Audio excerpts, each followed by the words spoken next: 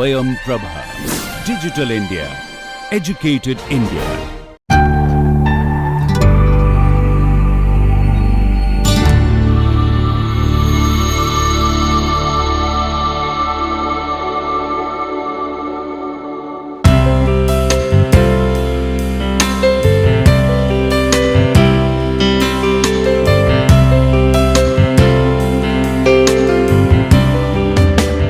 Welcome to the course Environmental Impact Assessment, and in today's session we are going to look at the case study, and in particular we'll look at case study of Mumbai Metro Line 3, which is proposed to run from Colaba, Bandra to Seepz. And when we do this case study, we'll look at all the aspects which we have covered so far, from the environmental concerns to legislation to different methods, public participation, and how do we look at the alternatives and all that. So here you will see how whatever we have studied, how that it culminates into a case study. So this is a very specific case study, but we'll look at that and see how we are prepared and how does the case study looks like. So the coverage would include that. In today's session we'll just look at the case study, and the expected learning outcome is that you should be able to relate all the learnings from the environmental status to legislation to different methods to process to public participation and alternatives. So all the understanding you should be able to review from this particular case study. So looking at this case, Mumbai Metro Rail Corporation project, which is proposing to have Mumbai Metro Line 3. So you can see in the diagram as well. So it is proposed to run from Colaba, Bandra to Seepz area. And if you remember, we had seen the socio-impact assessment for this particular report itself.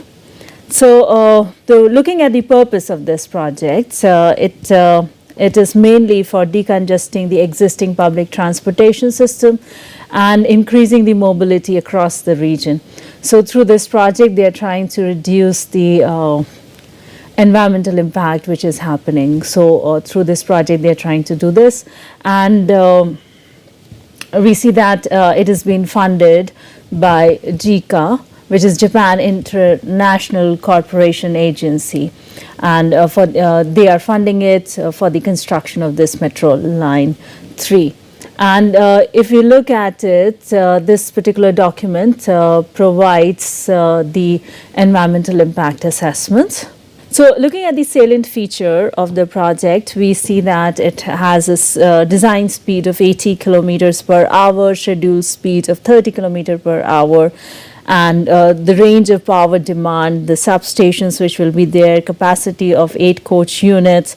So that's going to take 2,406 passengers, and signaling and train control which will be there, fare collection, depot location, which is at RA Mill Colony, which you must have heard in the news as well.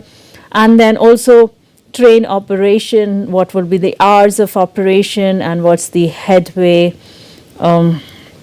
and then other details. The project cost, you can see it's in the range of 243,400 million Indian currency. So you can see, and what would be the power requirement. So that's the scale of the project we are looking at. And the objective of the study, if you'll see this EIA document, is to facilitate MMRDA, which is Mumbai Metropolitan Regional Development Authority, in preparation of EIA report as per the requirement of regulatory and funding agency. So you see that how every EIA is made within the regulatory or the funding agency's requirement. So we see the scope of this EIA, which includes the impact resulting from all the phases of construction, pre-construction, construction, operation phases of this metro corridor, and whatever ancillary functions, depot and substations which will come up. And since MMRC has planned to get funding from Japan International Corporation Agency for construction of Mumbai Metro Line, you will see that usually MOEFCC doesn't require as per the list which we have studied, it doesn't falls under environmental clearance. But since it's required by the funding agency, the environmental impact assessment report was prepared for this. So looking at this limitation of this particular EIA report, you see that impact assessment study for the project was prepared largely based on the available project information, so what information they had, and also discussion with the local community and stakeholders and observations from what various studies and investigations they undertook.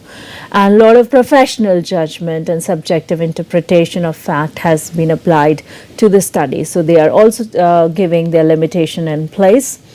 And you will see that impact assessment study has been undertaken for alignment that was approved. So you see the designing was already there by MMRCA done in 2015. So based on that, the impact assessment has been done. So how clearly they are stating based on what it has been done.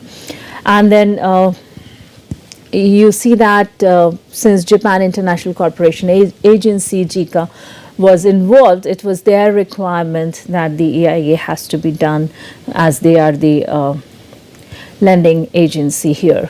So they, according to them, their requirement was that there should be transparent and accountable process, as well as active participation of key stakeholders are required. So we had discussed this, that even funding agencies have their requirements. So according to that, EIA was prepared for this. And they aligned with the World Bank Operation Policy 4.0, so about which also we have studied. So you see that how each things are aligning here and how that references have been made. And even you see that JICA has certain principles which one has to undertake while they are dealing with the projects relating to wide range of environmental and social impact, which has to be addressed through the project, and then how different measurements of environmental and social considerations have to be taken at the early stage of the project, and then how accountability and transparency has to be maintained, and how stakeholders' opinions have to be incorporated, and what kind of disclosures have to be made, and then how one needs to look into the capacity of the organizations and operations of the project, and then also implementation of the projects while undertaking environmental and social considerations. So how even the implementation has to be undertaken there. So here you see the World Bank's operational policies and guidelines, which are given in the EIA report itself, so which they have acknowledged, and then they have identified what are the requirements. So this also you have already seen. So environmental assessment, operational policy, 4.01 environmental assessment, then you see the natural habitats, how they have to be taken care of, then how even the pest management, involuntary resettlement, which also we have seen, indigenous peoples, consideration which has to be undertaken, even that has been addressed, how the forest, physical, cultural resources, safety of dams, project disputed areas, project on international waterways. So all these has been acknowledged and referred to in the EIA document. Likewise, you see they have also addressed the Equator Principle 3 also. That reference has also been made, so you have also gone through that while we studied the subject. Thereafter, you see that they also address legal policy and institutional framework. So within all the domains, so all the domain which you have studied, you can see, look at the list here. You can see the water related domain, what kind of policies would be applicable, noise, pollution related, what kind of laws will be applicable, likewise municipal solid waste rules, Environmental Protection Act, forest, wildlife, metro railway, Delhi Metro Railway, and ancient monuments and archaeological sites and remains. So you see how legal policy and institutional framework has been addressed. So they have systematically, they have looked at all the aspects, law, regulation, guidelines, and then what features they would adapt, will it be applicable or not, and reasons for its applicability, and whose responsibility will it be, implementation responsible agencies. So they have identified all the legal requirements here. So you have gone through all of these. You can see all this air-related noise, forest. So we have done elaborate coverage on all the legislation part. So you see how that has to be addressed in an EIA report. So you also see the hazardous waste management thing, motor vehicles, development control regulation, then resettlement and rehabilitation. So all these have been addressed here in the EIA report. So likewise, you also see applicable international conventions. So we have also studied this. So you see in the EIA report how they are also acknowledging international conventions. So starting from Montreal Protocol to Kyoto Protocol, and all that has been listed here.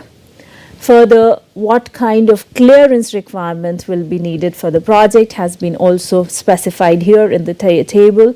You can see permission for the tree cutting, development permission near World Heritage structure, mass disposal permissions, resettlement permissions, consent to establish, consent to operate, permission to store hazardous material, explosive license, and all certificates for use of vehicles for construction and so on. So you see that how all clearance requirement has been also notified here. Then you see the institutional framework within which they are working. So the key institution which is responsible is Ministry of Environment and Forest, the nodal agency which we have been referring all the time. So you see that's the key agency here, and the other agencies which you have also studied, Central Pollution Control Board as well as National Green Tribunal. Then you also have Central Ground Water Authority, and then also the state related Maharashtra Pollution Control Board and so on. So all that has been listed. You can have a look at this report. So that was about the institutional framework. Now moving ahead to approach and methodology. So what approach did they adopt here? So you see that as per the technical feasibility, the alignment was undertaken as per the socioeconomic acceptability, and there were a lot of factors which guided how they would come up with the alignment for the metro rail. So based on the final alignment of the proposed alignment, then they worked out in different phases. So impacts were assessed for various phases of the project cycle. So we also try to see what project cycles are there. So looking at the impacts due to project location, impact due to project design, then impacts due to project construction and project operation. So based on that, they had done this, plus like we talked about, like you also refer to a lot of other documents. So here they refer to detailed project report, DPR of the proposal, plus EIA report by rights. And they also looked at environmental and social management plan. And then they also looked at the baseline monitoring plan, and then also the environment and social management plan. So all this was looked at. So here you see how they aligned with, referred to different standards. So we have also seen that different standards. So you see that they have looked at the drinking water quality standards, effluent discharge standards, and then tolerance limits for inland surface water quality. So all these sources have been identified for you in previous lectures. So you also see National Ambient Air Quality Standards, National Ambient Noise Standards. So all these are addressed in the report. You can have a look. So now next part, what we see in the EIA report, as we had also learned about the structure of EIA report. So you see there's a project description. So I'm not going to get into the complete details of the project description, but I'll just tell you the key elements so that we understand the associated impacts. So here project description, it gives like what's the existing transportation scenario and why this particular metro line has been proposed. So if you remember, the need of the project has to be emphasized. So and then the details of the project have to be given. So you see there that they have talked about the existing system and then the proposed metro system in Mumbai and what all will happen within that. So they are giving the project description here. So within this, just to understand the nature of the project, there might be ventilation shafts, because there'll be a lot of underground stations which might come, and that has a lot of ventilation requirement, a lot of heat is generated in the process. So those kind of requirements would come. Then there would be tunnel boring machine work sites, so which will create underground tunnels. So for that, so you see how much description of tunnel boring machine work sites would be. The number of sites have been listed here in the report, and where it will be located during the construction of the project. So all that has been identified. I have put the picture of just tunnel boring machine so that we understand what scale, what kind of thing we are talking about. And then there will be also need for casting yards. So all this will be constructed and then would be taken to the construction site. So you see the details of tunnels and opening station boxes which would be there as the casting yards, and where all these from where to where these casting yards would be, and how much area they would take. So I have put the picture also so that we understand how the casting yard looks like, and then also various location where these casting yards would come, and then what are the details of different casting yards proposed here. So you see the range of places which are proposed, and then they have also provided the drawings of casting yards. So you can see here in the drawing. So they have explained the complete project in detail. We are skipping those details here. Further, they have analyzed the alternatives, like we discussed, to ensure that what has been proposed is the best available alternatives or optimum alternatives. So that has to be established. So here they have analyzed the alternatives, and alternatives have been analyzed on the way of they have looked at the different alignments for planning of this, plus alignment has been taken with due consideration of catchment area, integration with the other mass transit corridor, like how it connects with the other transit systems, then what is the feasibility of construction and the environment and social aspects. So keeping that in point, they have designed the alignment, and alternatives have been considered. So they have looked at certain alternatives. Alternative 1 deals with Cuff Parade Road, which involves Fisherman Colony. Alternative 2 deals with Cuff Parade Road. Alignment follows Foreshore Road.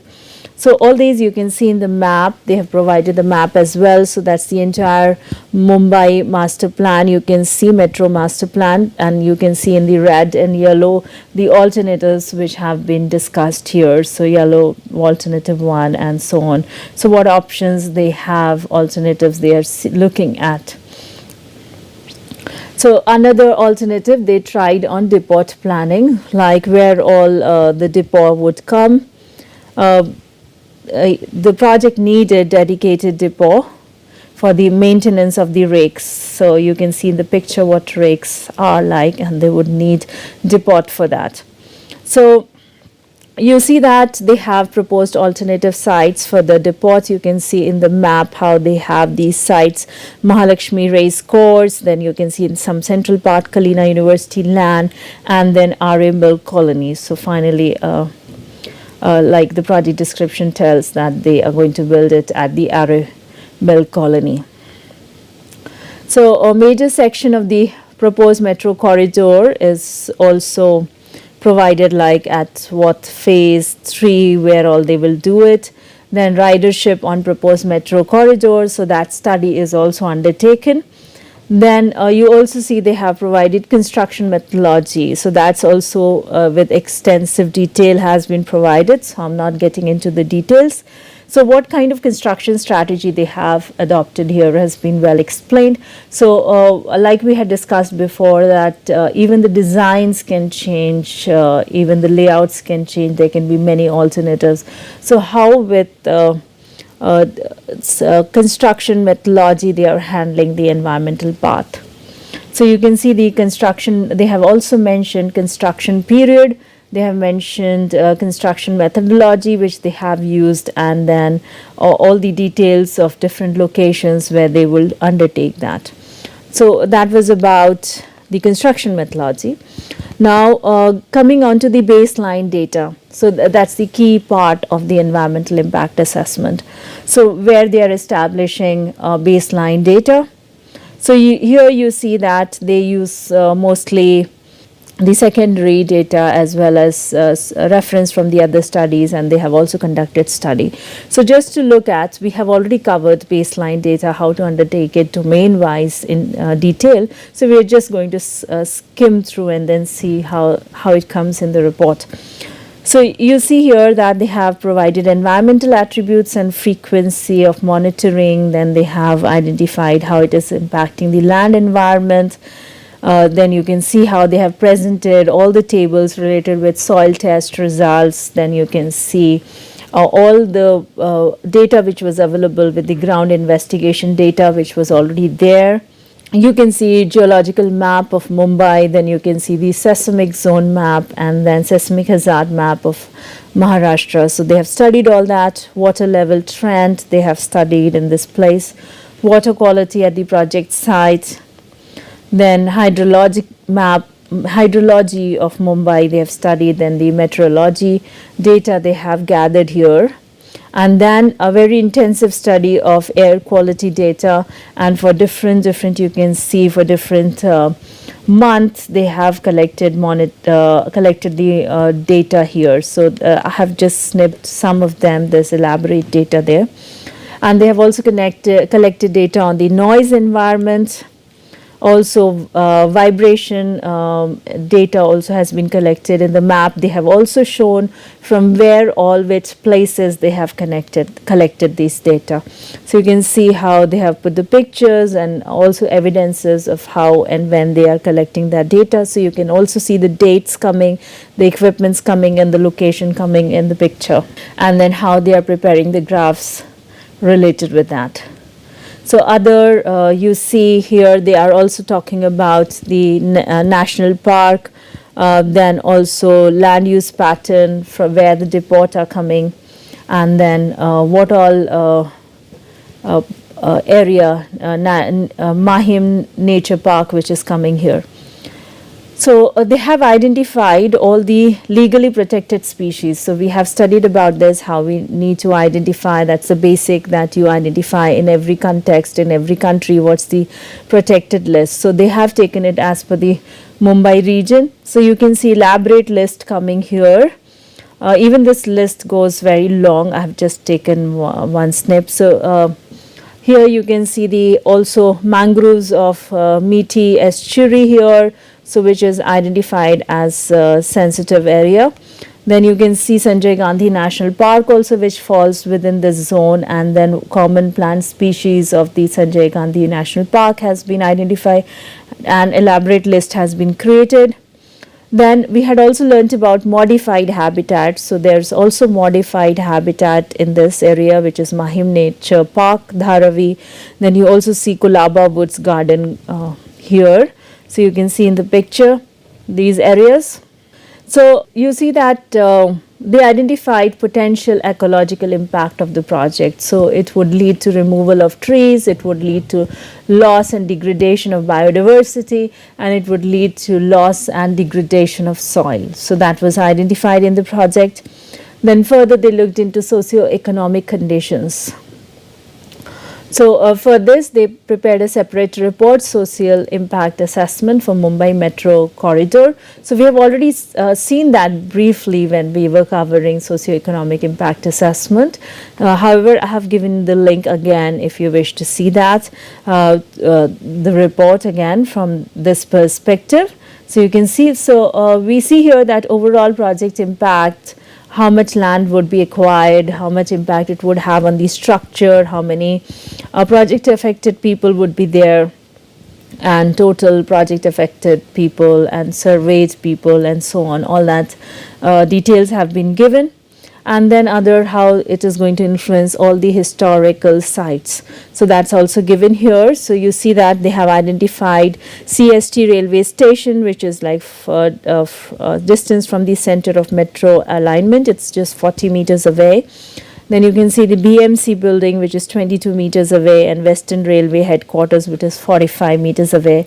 So you can see all these CST, BMC, and Western Railway headquarters, how they look like, just so that you can visualize them, and then also relate with the alignment. So you can see in the map also how it is. Then they have also identified the sensitive receptor. So we have understood the concept of sensitive receptors. So they have identified. So you can see the educational institutions, hospital, temples, mosque, and so on. They have identified and how far it is. And then you can also see a tree inventory which they have done for each station along the Mumbai Metro Line 3. So the list almost goes like 200 pages, and we are talking about 500 plus page of EIA report. So the list or documentation goes nearly 200 pages. So you can see in which zone it is coming, and how they have grouped it, and which station it is. Trees to be retained and trees to be removed, all those numbers have been quantified here, and trees to be planted. So that is how they have undertaken is intensive documentation they have undertaken. So now looking at the negative environmental impact. So the negative environmental impact is like they have identified as like on the land environment, water, air, noise, biological environment, and socioeconomic environment. So they have identified all that. And there are impacts due to the project locations, and then that they are like you have project affected people which will be affected economically or physically. Then there'll be also change of land use, then there'll be also loss of trees and forests, then also there'll be problem with utility, drainage problems, and then there'll be also problem with the historical and cultural monuments, and then also there has been anticipated impact on the local transport facilities. So you have already seen how one undertakes all these things. So these are all covered in this particular report. And here you can quickly see that how they have identified the land requirement for this particular project for all the components of the project. So also the loss of trees in forests. So the total number of trees to be cut is 673. And what kind of increase will be there in carbon dioxide, and what's the formula they have used for calculation has been given. And then decrease in oxygen production. So that kind of calculations they have made. Then also all these related with drainage, and also historical and cultural monuments, and then impact on local transportation facility, impact on mangroves. And then they have identified the ecological impact, so which is like loss, degradation, fragmentation of natural mangroves, forest habitat. So we have studied what does fragmentation means, what degradation and loss means. And then loss and degradation of ecosystem services. We have already studied that. Loss of genetic and specific biodiversity. We are familiar with that. And then they have taken management measures like compensatory afforestation at the nearby site, then plantation of 5 times as many plants as the number removed, and plantation of native mangrove species. So that is what management measures they're going to adopt. And then now we see impacts due to project design. So project design part, they have platform inlet and outlets, ventilation and lighting, metro station refuse, and risks due to earthquake. So most of it by the design, no hazard was anticipated to the proposed sizes of inlet and outlet. And then they also have studied how they're going to manage the garbage, rubbish, and floor sweeping. So that would be taken care of. And risk due to earthquake has been already taken care within the design elements of the project. Now looking at impact due to the project construction.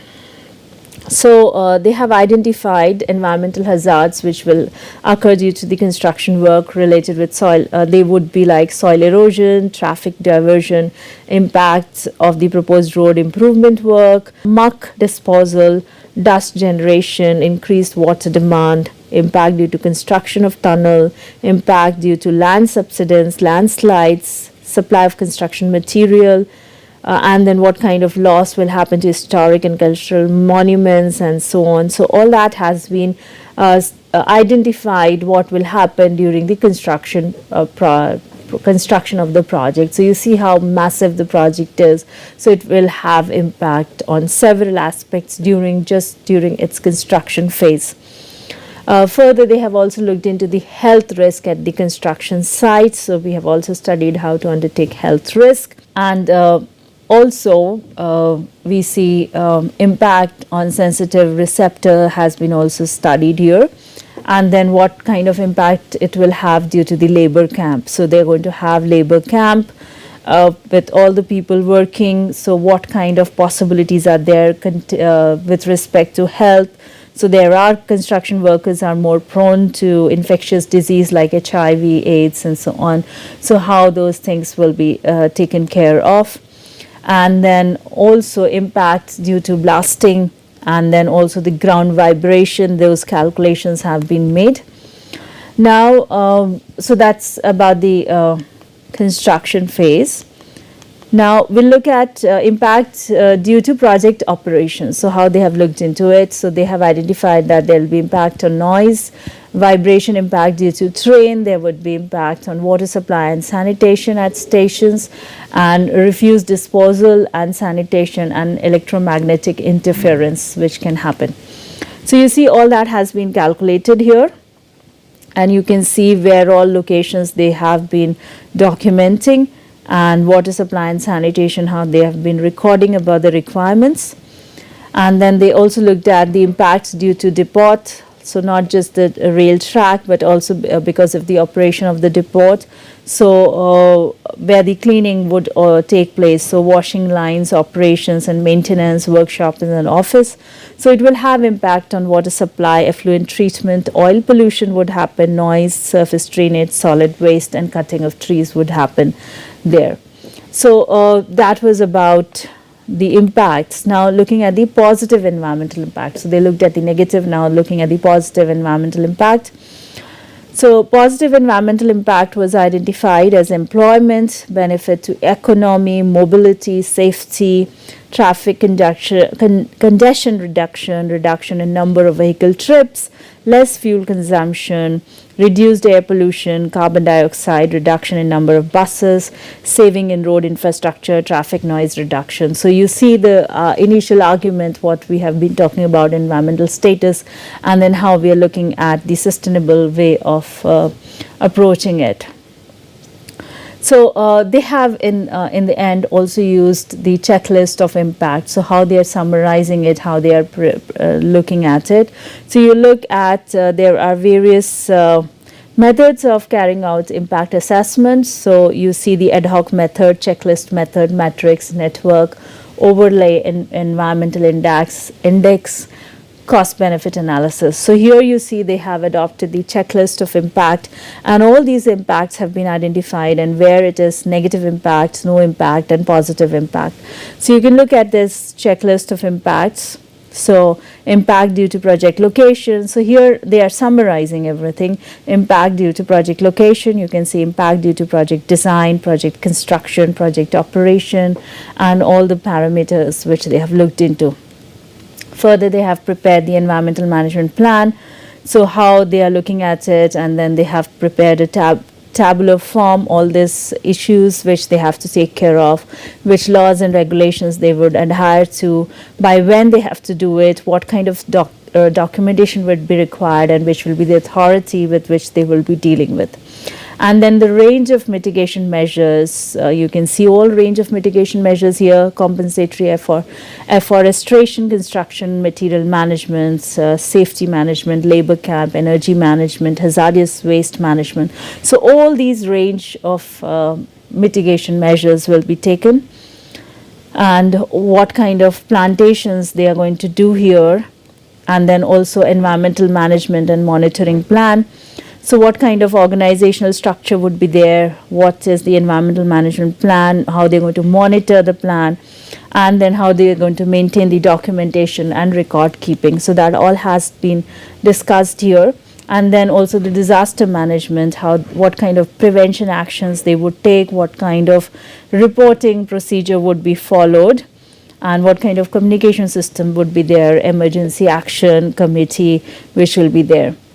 Further, you also look at the emergency measures. So what kind of emergency measures are provided in the project, emergency lighting, fire protection. And then they have developed an environmental management action plan, EMP. So you can see at various, at the design phase, how they are doing it, pre-construction stage, how they are undertaking it.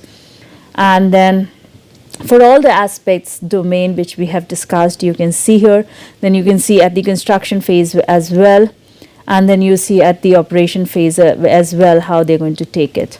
So you see that they have also, like it was the requirement of GCA that they have to have a thorough public consultation. You have learned about public consultation concept here. So they have done consultation at the project level. Plus, you can see the picture here where all they did at the project level, plus they did, and then they identified all the issues which were raised, what kind of suggestions were made by the stakeholders, and what kind of mitigation measures have been taken. So all that has been documented. Then you also see the consultation at the city level. So when did they conduct it? That has been documented, and what kind of issues were raised, what kind of suggestions were made, and what kind of actions have been taken to that. So you see that they have documented it with respect to photographs, when and where they were conducted, and all that you can see in the table, where it was done, the date it was done, place it was done, and what kind of inputs came and what kind of actions were taken. So all that has been documented. You can see the minutes of the meetings also documented here. So that is what we saw in the case study. So summarizing today, especially while looking at this case study, we reflected upon all the learnings which we have seen from what kind of environmental context, environmental pressure we are dealing with, and how do in practice we handle all these aspects. So by looking at Mumbai Metro Line 3, Colaba, Bandra, Seepz project, we try to understand all those aspects. So these were our key references for this. So we looked at this case report. I have given you the link for that. And our references were also to the other part of what course book which we have been using. And these are the suggested watch and read. Winding up, please feel free to ask questions. Let us know about any concerns you have.